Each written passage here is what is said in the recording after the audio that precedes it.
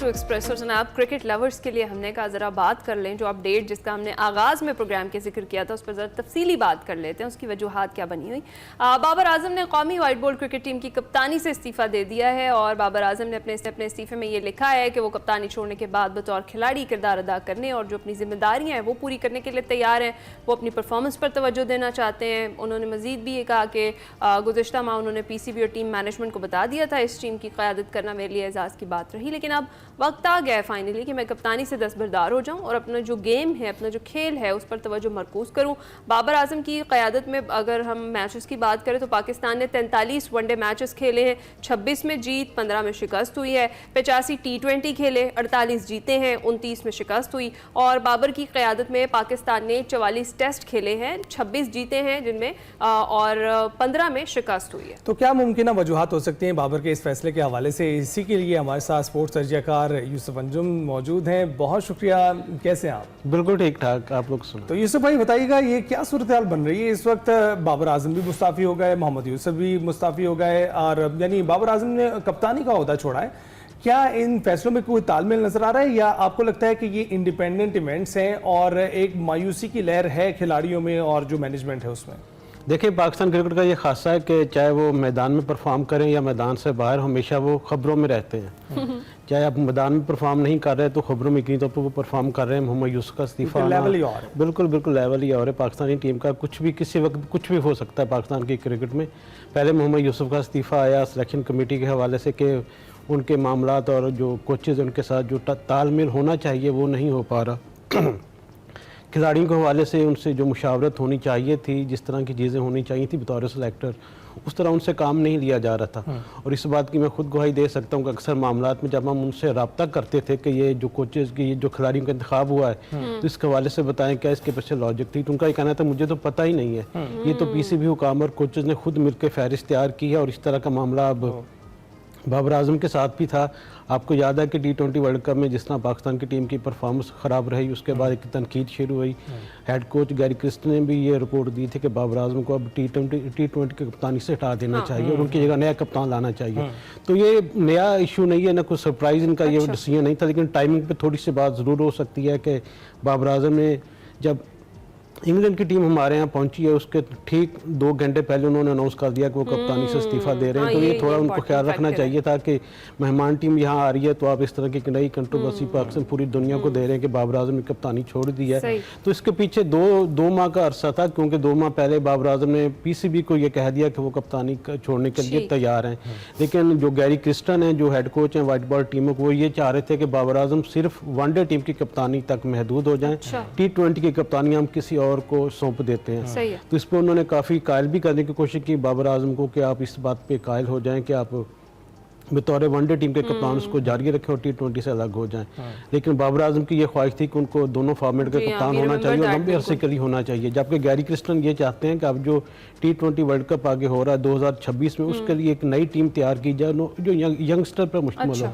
और उसके लिए बाबर आजम का उसमें होना ज़रूरी भी नहीं था कि उनकी जो प्लानिंग थी उसमें T20 की उसमें बाबर आजम फिट नहीं हो सही है। तो यूसुफ साहब, हम तो बड़ी सर्जरी की बातें सुन रहे थे, कोई बहुत मेजर सर्जरी होनी है और ये सारा कुछ होना है, वो सर्जरी तो होती हुई दिखाई नहीं दी। अलबत्ता हमने देखा है इस तरह से प्लेयर्स और सिलेक्टर, चीफ सिलेक्टर खुद ही इस्तीफे देके जाते जा रहे हैं। इसकी मेजर रीज़न किस चीज़ को समझ? सर्जरी उसकी है ना, उसकी वजह यह है कि सर्जरी PCB चेयरमैन के पास तो है नहीं कोई ऐसा हथियार कि जिससे वो सर्जरी कर सके, क्योंकि पाकिस्तान के पास ज़्यादा चॉइसेस ही नहीं है। हमारे पास वो टैलेंट ही नहीं है जो मुतबादल के तौर पर तैयार किया गया हो, चाहे वो कप्तानी के हवाले से बात की जाए। दावा तो उन्होंने किया था, फिर बाद में उन्होंने एक्सक्यूज खुद ही रख दिया था कि पूल में प्लेयर्स होंगे तो फिर हम चूज करेंगे ना। वो कहते हैं जिस तरह सियासतदान अपना बयान देते हैं ना जलसों में, इस तरह का एक सियासी बयान था उस वक्त, क्योंकि कौम ये सुनना चाह रही थी कि टीम को तब्दील किया जाए, क्योंकि हारने के बाद इतनी तो सब गुस्से में थे और ये चाहते थे कि कप्तान भी चेंज हो, नई टीम को लाया जाए। तो ऐसी बातें यकीनी तौर पर कौम को खुश करने के लिए उन्होंने भी की थी कि हम सर्जरी करेंगे, लेकिन सर्जरी अभी तक तो हो नहीं पाई क्योंकि उनके पास यकीनी तौर पर चॉइसेस ही नहीं है। तो जो एक खला था कोचेज़ के दरमियान, कप्तान के दरमियान, वो चीज़ें अब उभर के सामने आ रही हैं। पहले मोहम्मद यूसुफ मुस्ताफ़ी हुए, उनके जो मामला थे वो ठीक नहीं चल रहे थे। अब बाबर आजम का इस तरह से जाना यकीनी तौर पर एक अच्छी चीज़ नहीं है पाकिस्तान की क्रिकेट के लिए, लेकिन उम्मीद की जा सकती है इस तरह के फैसलों के बाद अब पीसीबी भी कुछ समझदारी से काम लेगा और जो नए लोग आएंगे वो क्रिकेट को ठीक करने की कोशिश तो भी ये करेंगे। गैरी क्रिस्टन के हवाले से आपने कहा कि ये भी सोचा जा रहा था कि एक टीम के लिए बाबर आजम को उससे निकाल ही दिया जाए, लेकिन आप क्या सोचते हैं, क्या अगर ऐसा किया जाए जिसमें कोई रोल मॉडल मौजूद ना हो, कोई ऐसा खिलाड़ी जो पहले से नाम बना चुका हो, तो ऐसी टीम क्या कहलाएगी? वो तो पाकिस्तान ए नहीं कहलाएगी, क्योंकि अगर आपके पास पहले से ऐसे खिलाड़ी मौजूद नहीं हैं जो टीम को लेकर चलते रहें, तो फिर तो टीम की क़यादत और टीम के खिलाड़ी आपस में उनका क्या तालमेल होगा? देखें, पाकिस्तान टीम को ठीक करने के लिए बेहतर फैसले करने की ज़रूरत है और मैं समझता हूँ कि ये बाबर आजम का अच्छा फैसला कि उन्होंने टाइमिंग ठीक नहीं, पहले भी बात की कि टाइमिंग उनको ज़रा अगर ये इस्तीफ़ा उन्होंने देना था तो पहले दे देना चाहिए था, लेकिन अब उनके लिए अच्छा मौका है कि वो अपनी बैटिंग पर तवज्जो दें। आगे बहुत सा पाकिस्तान टीम के अहम चैलेंजर जिसको में उनकी परफॉर्मेंस होना बहुत ज़रूरी है। बाबर आजम इस वक्त हमारे पास वाद ऐसे खिलाड़ी हैं जिन पर पूरी एक दीवार पूरी बाबर आजम को भी छोड़ दिया, तो डोमेस्टिक में तो उसके बाद डोमेस्टिक में हमारे खिलाड़ियों को तैयार करना पड़ेगा। टैलेंट है, सिर्फ बेहतर गाइडलाइन की जरूरत है। देखें जो दुनिया अगर मुकाबला करती है उसकी तैयारी अभी से शुरू कर देती है। हम अक्सर ये कहते हैं कि पाकिस्तान टीम की जो तैयारी वो नहीं कर पाई ठीक वर्ल्ड कप के हवाले से, तो अभी चूंकि पाकिस्तान टीम को वर्ल्ड कप खेलने आगे जाके, तो उसके लिए अच्छी बात है कि अभी से 2 साल पहले लड़कों को तैयार किया जाए ज़हनी तौर पर, उनको जो उनकी टेक्निकल खामी उनको दूर किया जाए। और ये मेरे ख्याल में कोचेस ने अच्छा फैसला किया कि नौजवानों को सामने लाने चाहते हैं, गो के अभी तक वो उनसे जो परफॉर्मेंस का कब से होना है यूसुफ साहब? देखिए हमने चैंपियंस लीग जो वनडे कप था इसका भी सुना था कि भाई टैलेंट सामने आएगा और उसको स्क्वाड में शामिल किया जाएगा।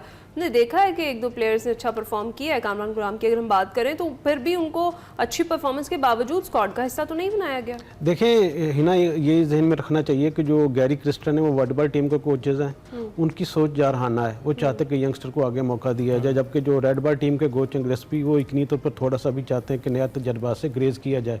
क्योंकि बांग्लादेश से हारने के बाद अगर कोई भी कोच ये नहीं चाहता कि उसकी मुसलसल सीरीज़ में नाकामी उसका मुंह देखना पड़े और उसकी बदनामी हो, और इसलिए उन्होंने ये फैसला किया, सोच समझ कर किया होगा यकीनी तौर पर कि इंग्लैंड की टीम एक मजबूत टीम, इसमें नौजवानों को चांस देना यकीनी तौर पर उनके लिए बेहतर नहीं होगा।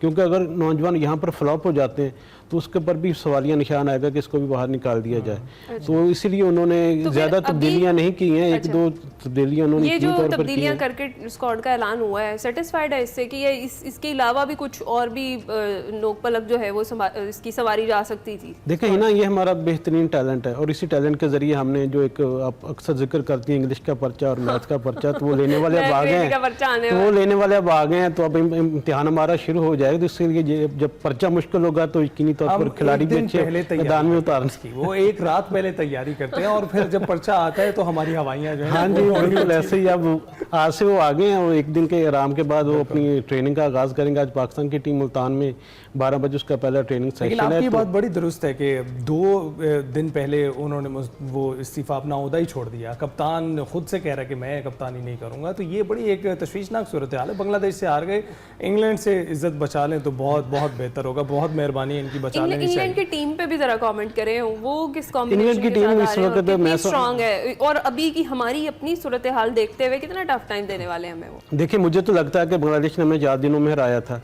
और इंग्लैंड की टीम यकीनी तौर पर 3 दिन में हमें जरूर हरा देगी, क्योंकि उनकी जो टीम है काफ़ी उसकी जो रैंकिंग के लिहाज से बहुत टॉप पर, उस पर जो टेस्ट फॉर्मेट खेलने वाले खिलाड़ी तजर्बाकार वो उसके साथ हैं। और 8 प्लेयर वो हैं जिन्होंने पिछले साल जब 2022 में उन्होंने पाकिस्तान का दौरा किया था तो उन्होंने 3 मैचेस में, तीनों टेस्ट मैच में वाइट बॉल किया था। बहुत शुक्रिया आपका, आपने इस हवाले से आगाह किया।